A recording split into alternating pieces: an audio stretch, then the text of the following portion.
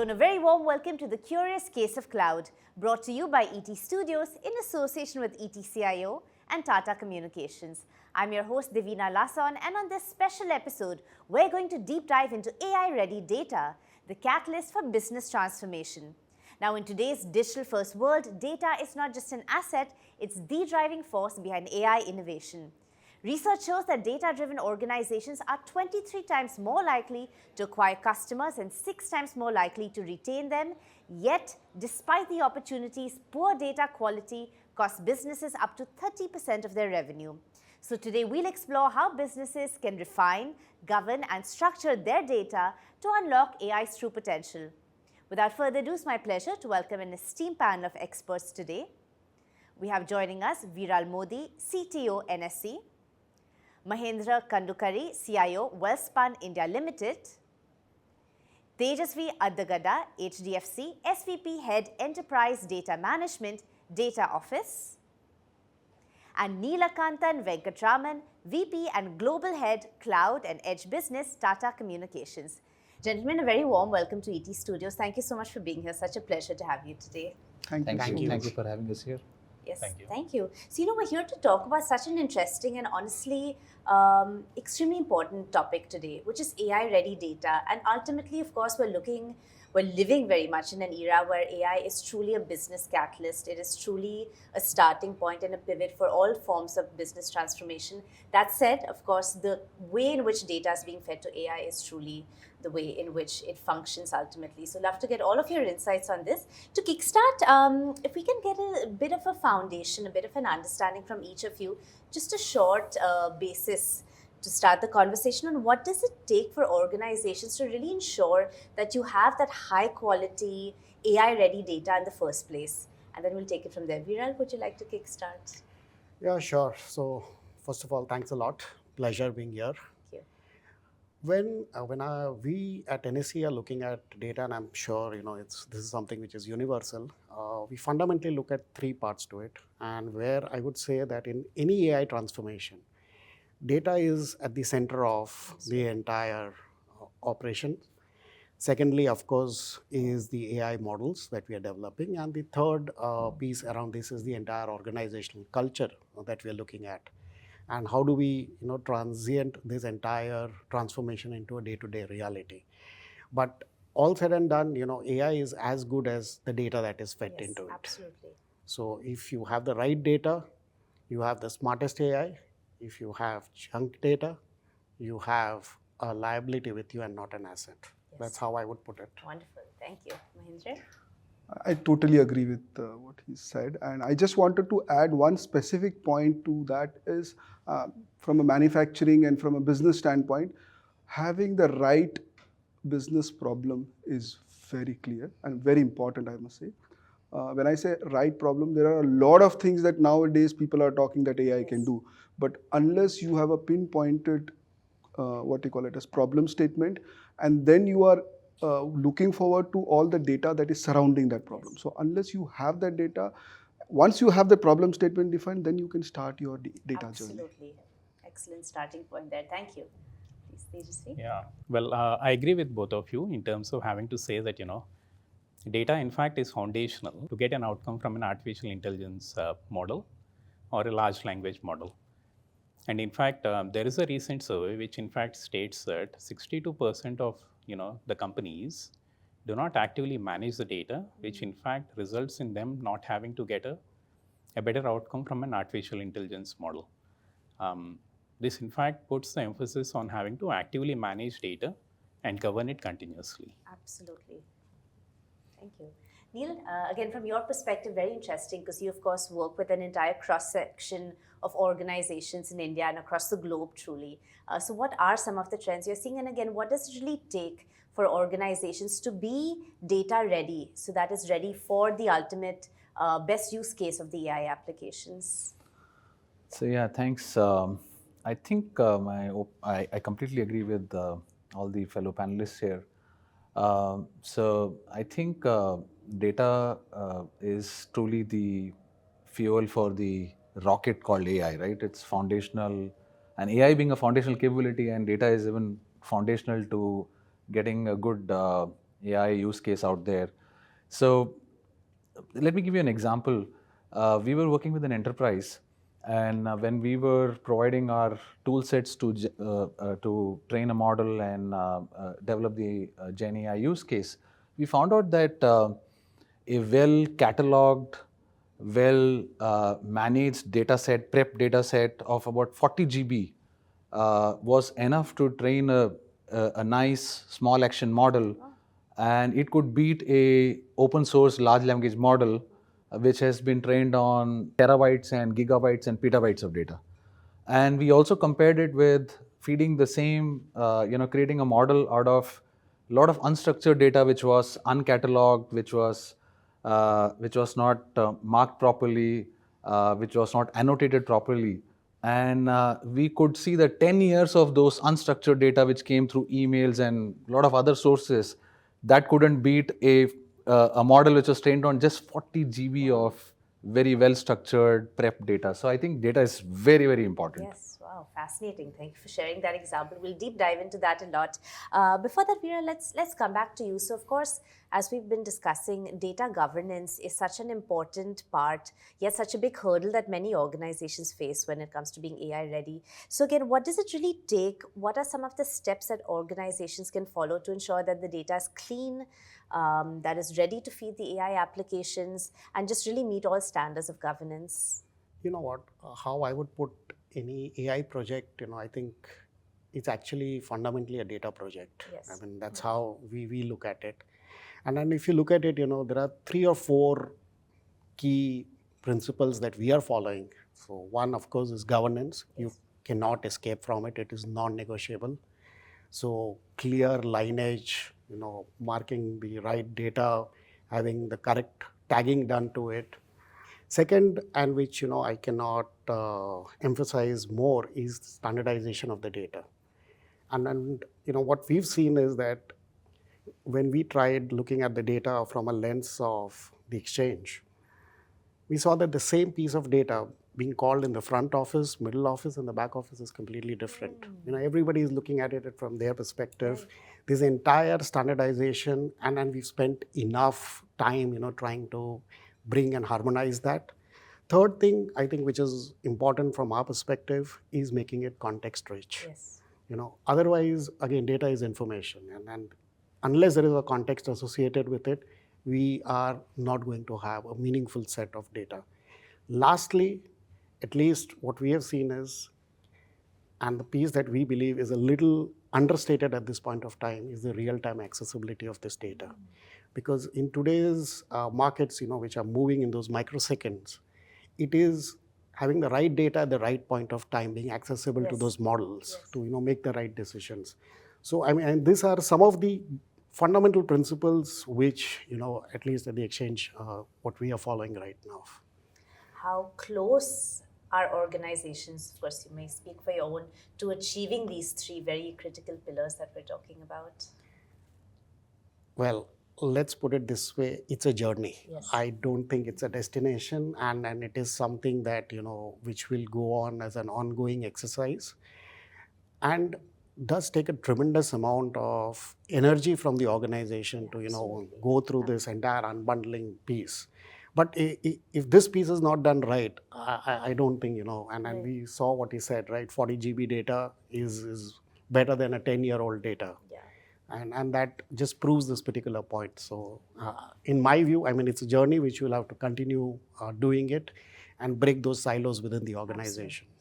Wonderful. Thank you. Mahendra, let's get you in on this. So, so to take the conversation one step further, also what are some of the critical steps that organizations can take to ensure that the quality of the data is relevant, right? Are there any specific tools, processes? How do you ensure that the data is relevant, and how can you improve the quality of the data before feeding it to the AI applications? So I think a lot of, and I'll just take what Neil has stated and I'll just take it. So a lot of effort that we put at the stage of building the overall AI platform, a lot of effort has been done to design those vector databases, those insights and all those stuff. So I believe quality one needs to be focused is on identifying those specific relevant examples, those specific relevant use cases, and tagging them is very important. The other part of it, what just adding up is, once we have built a model, okay, the most important thing on governance is how do I continuously what you call it as make sure that they are reviewed on a time-to-time basis. That's something I would add up. Yes, yes, it's a continuous process, absolutely. Tejasvi, so now that of course we understand the governance piece, compliance is very critical, but at the same time, agility is extremely important as well, right? So how can organizations work on striking that balance between ensuring that the data is foolproof when it comes to compliant, but also there is enough agility really in the system to keep up with the evolving times? Well, I would say that, probably I prefer having to use a quality framework which is quite similar to a Six Sigma, which in fact gives me and the organization the agility that is required to, on the go, look at what is the quality of the data even before it is called a feature.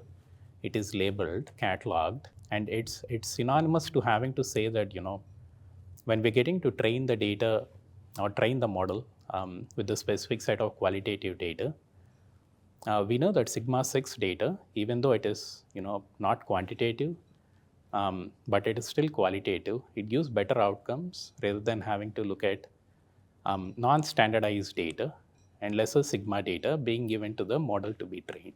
Yeah. And that's where we balance quality with agility. Well, quality is quite important for the organization, and we put it at the forefront of, let's say, data consumers, and we're baking it into the fabric of the data trust across, multiple consumers. So Neil, once again, coming to you from your vantage point of working with a cross-section of organizations, across industries, across geographies, what are some of the biggest challenges that you're really observing coming up as the first barriers to entry when it comes to being AI and data ready? We've heard, of course, a lot of the pillars that our panelists say are absolutely essential. But from your vantage point, what are truly some of the big hurdles and challenges that you're seeing today? Yeah, I think I'll pull out a couple of things, and this part of our Vayu AI Cloud AI Studio, which we have. So couple of things which comes to my mind readily is, one, the ability to create scalable pipelines, specifically when you're inferring at scale. So the ability to embed, chunk, and wrangle the data and create vectorized databases and marry it with real-time data which could be coming out from billions of IoT devices. I think that's something which I think pushes the boundary of how you quantize, distill the models and deploy it at the edge. I think that's something which is getting challenging from a deployment point of view. So this works beautifully when you are deploying as a POC or a pilot, but the whole ROI game happens when you deploy it at scale. That's one which comes to my mind. Second, if you go, and this is when you are inferring, but when you are actually developing a model itself, the availability of data, and in many verticals, from an enterprise point of view, where data management has been a practice, and many of the large enterprises do have, but mid-sized enterprises don't have such high quality data management, and they have not started, but they want to leapfrog.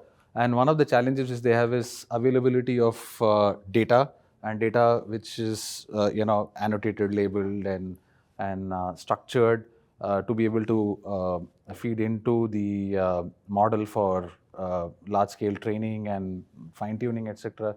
So for them, I think the challenge is how do we get the data, and so one way is obviously the ability to create synthetic data, which is contextual, very, very important for the industry and the domain in which they operate. And second is newer techniques have come to help them, and that's what we are offering as part of our AI studio. Tejasvi talked about quality framework. Can I take the quality framework and feed into an LLM and actually train the LLM to do this quality check and annotate and label the data at scale?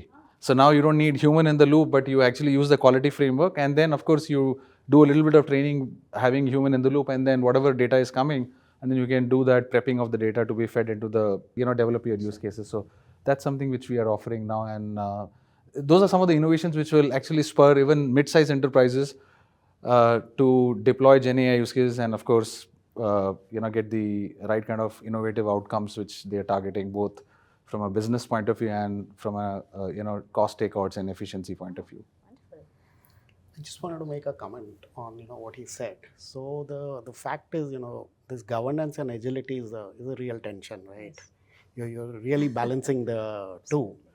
But when you look at it, and I kind of resonate with what he's saying. So this entire thought process of having a manual, policy-based rulemaking, which was there, needs to be replaced with something like a policy as a code. It has to go right in.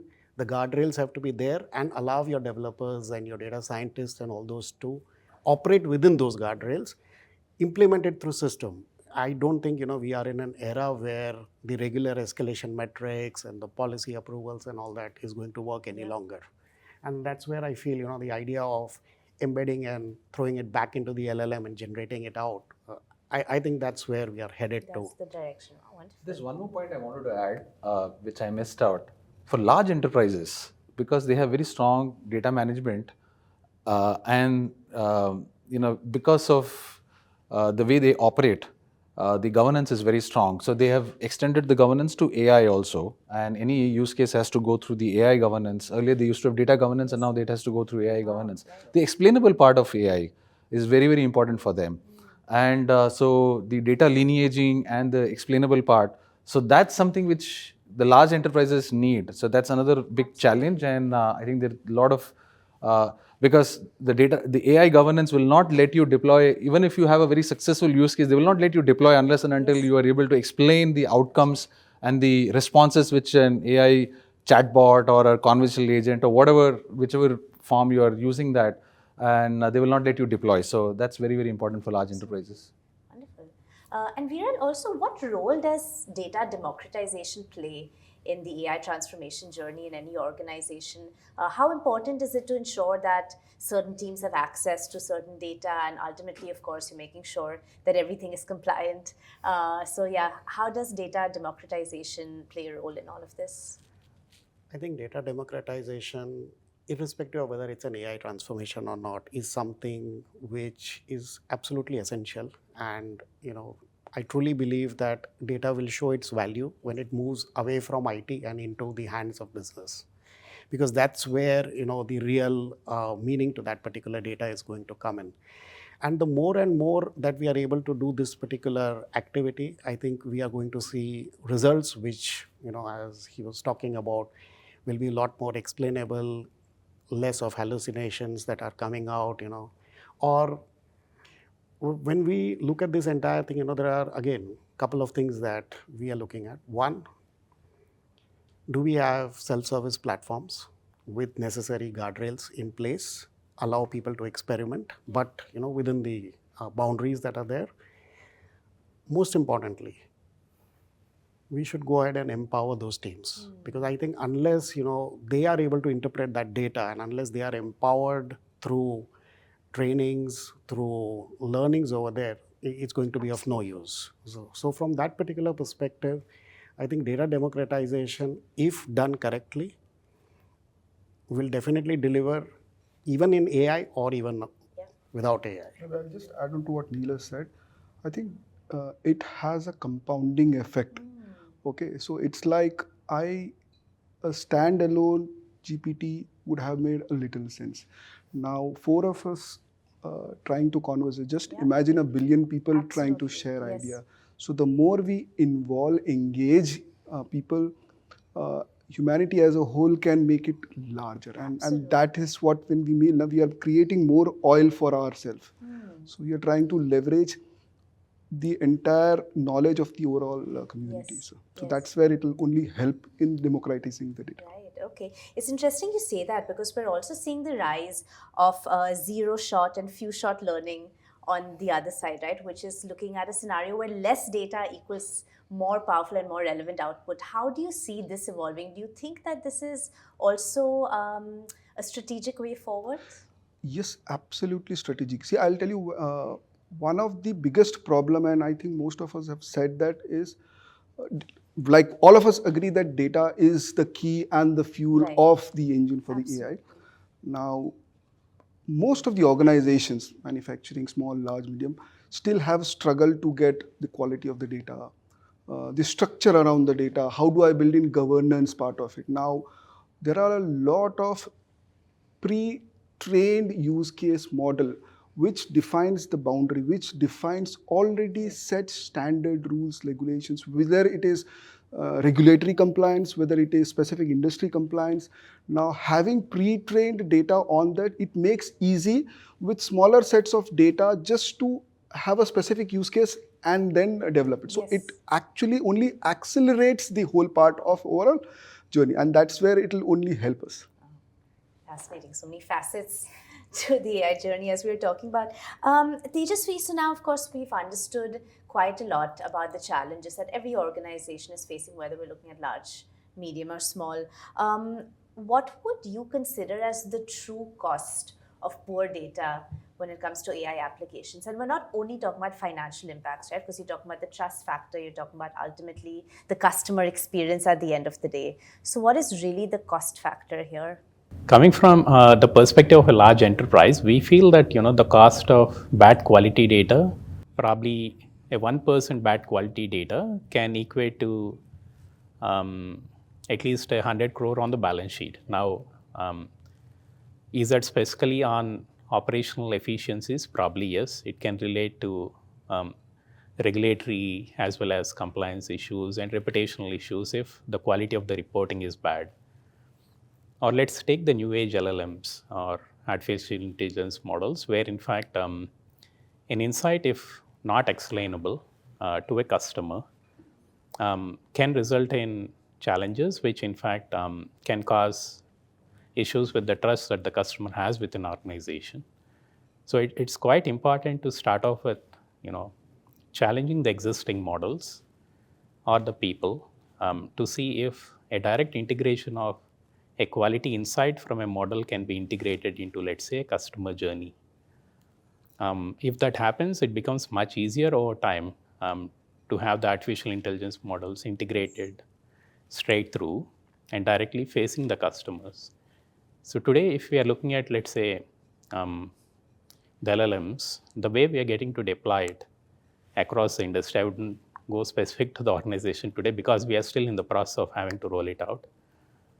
It's more about having to deploy them either in the chatbots or having to summarize the statements, having to probably take out data and information from, let's say, balance sheets or publicly available information and summarizing it in a way that it makes it easier for a back-end personnel to use the data to make decisions much easier.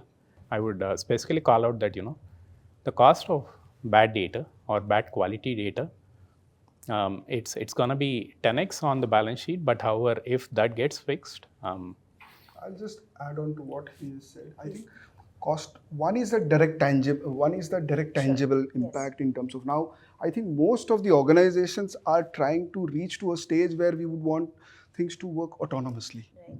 Okay, now we are at the first stage of it. I think we are not even reached the first AI 1.0. Just imagine if I'm feeding a wrong data. It could even mean as if autonomously, if I need to book an order, if I need to post something, so direct financial implications or indirect reputational implications. So there is a lot of things at stake, and getting those things right is very important for us. Absolutely. I think I'll just add on to this, two gentlemen here. So, if you fundamentally look at technology, technology itself was used as a tool to automate things. The transition that has happened is technology is now used to build the trust. Yes. People want to know that my markets are going to open tomorrow, my bank account is going to be safe. It's all being enabled by technology, right? And what is feeding this entire thing is the underlying data, right? I mean, the financial impact is a no-brainer, regulatory impact is a no-brainer, but this erosion of trust that may happen because of one piece of wrong data is eventually, going to be a long-term impact to the organization, as well as lead to a complete erosion in the trust of whichever platform that we're building in. So I think from that particular perspective, poor data is a complete no-go. Yeah, absolutely. Neil, let's get you in on this. So I think I speak as a provider here. Of course, we are an enterprise and we are also having our own True, deployment of AI use cases within our company. So one is about data, but also there are other tools. Data, of course, fellow panelists have covered it very well, and I think very well summed up. It's not only about financial and regulatory, but also about reputational and trust, etc.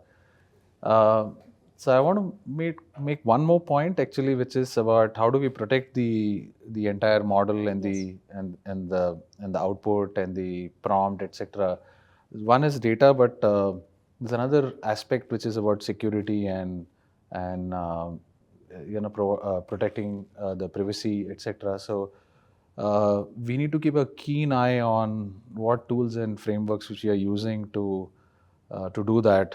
For example, PII masking and hallucinations which could cause you to leak data or to come out with responses which are completely not supposed to be provided, leaking some internal data of the company, which is not privacy, but maybe would damage you competitively, etc.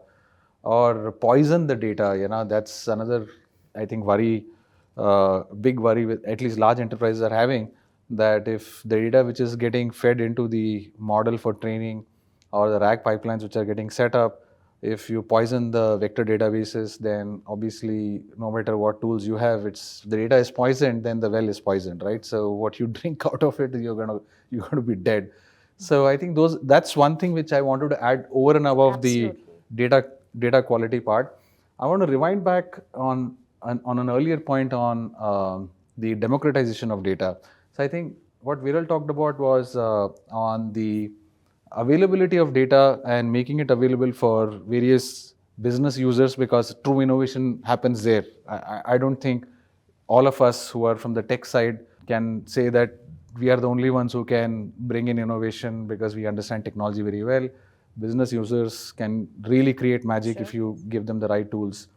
But there is another point which I wanted to make is on enabling the business users actually to keep the data with themselves, and the data siloing which we talk about, crossing the chasm of data siloing by keeping the data and creating a more meshed architecture and having federated learning. Those are some of the concepts we are bringing in now, where you don't have to bring all the data to one place and create a massive lake house and then prep the data out of it, create data sets and then feed it to the LLM. So we can, the democracy or democratization of the data can happen the reverse way. We keep the data where it is and prep the data where it is supposed to be and not bring it all to one place. Then you also avoid a couple of things from a cost point of view. You don't have to bring all the data, and if you're in a multi-cloud environment, there's a lot of egress costs and then bandwidth you need to provide for. Then you have to also secure the data because all data has come to one place. So you don't need to truly do that. That's one thing which I wanted to talk about. And second is from an agentic point of view, I think one of us talked about agents and workflows, agentic workflows, autonomous agents, which have to dip into sub-agents, and the sub-agents could be working on this various applications and data sets which are with various departments or business users within the company. Then once again, this concept of meshed architecture helps you create those agentic frameworks and agentic workflows, and then you can create a super agent on top of it. Maybe it's a chatbot which then drives a lot of sub agents and gets the work done and gives you the right kind of output. So those are the two additional points I wanted to bring on the democratization aspect. Wonderful. Thank you for that. And in fact, on that note, if I can request all our panelists before we close to leave us with a key takeaway. And one part of this will be, what do you think we can look forward to? What innovations can we hope to see in, of course, the field of AI ultimately that will really enable businesses to drive success and to have that AI-driven transformation. So if we were to look into a crystal ball, what do you think we can look forward to? Viral? So, well, I think we are at a juncture where we have got a transformative technology which has a potential which probably internet had in the year 2000. Yes. Given the right and intelligent data, we will not only be able to unlock the powers, but unlock a possibility which we cannot even visualize at this particular point True. of time. True. In fact, when we look at the exchange, I mean, one of the key things that is happening is we look at the algorithms that are getting smarter and smarter, and the kind of transactions that we're being, ballooned and hit with right now Yes. is unimaginable. I mean, we're doing close to about 15 billion messages in about 6 hours, Yeah. and I mean that's what is happening, and this is gonna just keep on increasing, and that's Absolutely. what we're preparing for. Indra? I think we have a magic wand in our hands. Yes. Okay, and I truly believe what we have experienced for the last 50 years or 30 years, the next 10 years will be quite exciting. Yes. We have seen, and just one part of, we have experienced maybe automation 1.0, and that's what people call, we are at the era of automation 2.0, and this is also called as intelligent automations. So whatever we see, we always had the context that we were referred to, we were asked for. I think all the points that we talk, whether it is data governance, whether it is data quality, it's absolutely important for us as leaders and us as people to work it out very closely, because things will be on themselves. Absolutely. Things will be autonomous.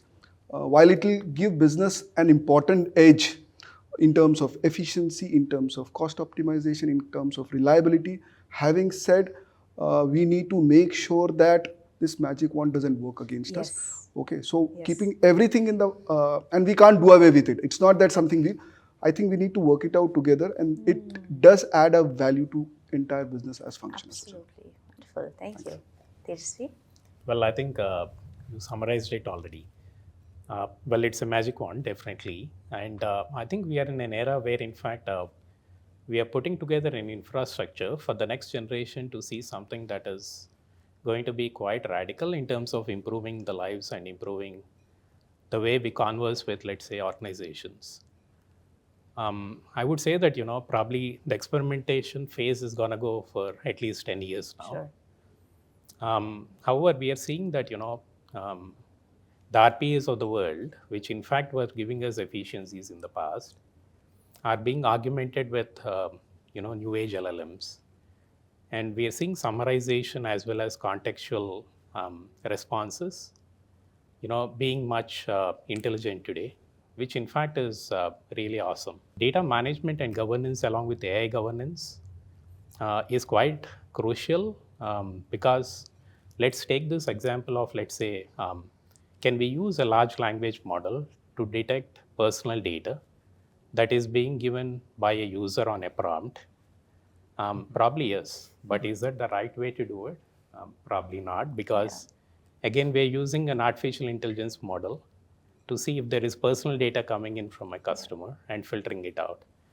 Rather we would use an in-house model like Spacey. So I think it's more towards having to look at guardrails as a service, which can, in a mature way, let us experiment more as well as get to a maturity, which in fact can make it more seamless for the customers. Absolutely. Absolutely. Thank you. Neil, let's get you in here, and of course, your perspective on all the innovations and what is Tata Communications doing today. We've heard so much about the need of the hour and what every organization really needs to address today when it comes to data, being ready for AI. So what is Tata Communications offering today, and not only in India, but of course, it's a global scale after all. So love to hear some Sure. sneak So peek there. yeah, so we built our AI cloud, which is sovereign resident, data resident in India, and it's got a scaled out GPU cluster which can be used for training, fine tuning, inferencing.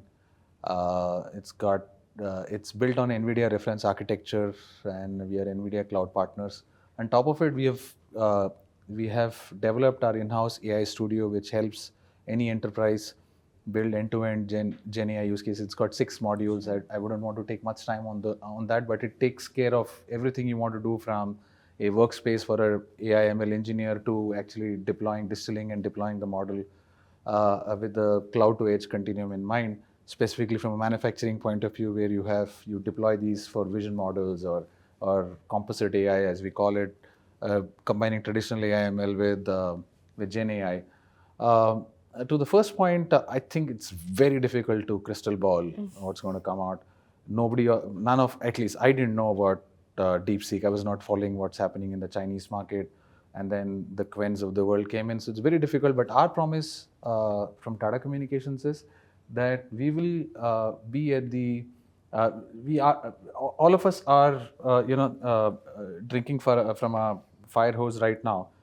So our promise is that we will bring the latest tools and frameworks which are available in the community, and specifically a lot of innovation is happening in the open source, and we champion a lot of open source as part of our AI studio. And we believe that we will bring that in a managed services framework so that our enterprise customers can use these tools and frameworks without having to worry about depending on open source community, whether it's the foundational models which are coming in on a weekly basis, if not on a daily basis, or managing your ML ops or AI ops, whether it's ML flow or Kubeflow, the Llama stack, whatever is required to truly innovate. I think we will continue to bring and offer it to our enterprise customers as part of our AI studio. And truly what we want to do is give our enterprise customers AI as a service, and AI, because data is the theme here, AI pipeline as a service, so that all the 3 things, the 3 important pillars, which is about creating a scalable pipeline, creating a very good data governance, provenance and lineage around with that, and also the ability to have a right quality data both for training the model and inferencing. So all the 3 will be taken care of through this data pipeline as a service, or AI pipeline as a service, sorry. Wonderful. Thank you for sharing that. And well, on that note, gentlemen, thank you so much for being here and really sharing all your insights, your own experiences so candidly on what it means for AI and data-driven AI rather to be the true business catalyst and transformer today and very much for the years to come. It's been such a pleasure to have you in ET Studios. Thanks for joining me. Thank you very much. Thank you so much. Thank you. All right, that's all we have for you on this insightful episode of The Curious Case of Cloud. Now, we've seen how essential it is for organizations to ensure that their data is high quality and well governed to truly harness AI's power. The risks of poor data are clear, but with the right strategies, businesses can, of course, transform their data into valuable intelligence. Do stay tuned to ET Studios for many more insightful conversations. And until next time, many thanks for watching.